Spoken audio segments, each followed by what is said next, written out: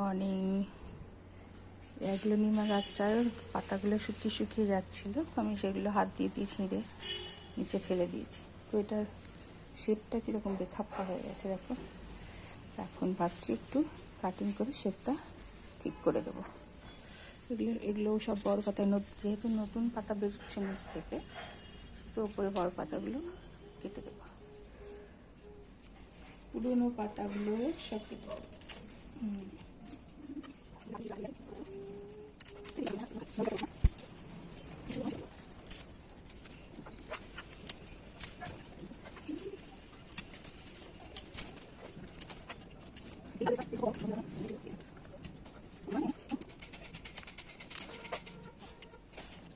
পাতাগুলো না ফেলবো না, সবগুলো ছিঁড়ে এখানে মালচিংয়ের জন্য দিয়ে দেবো।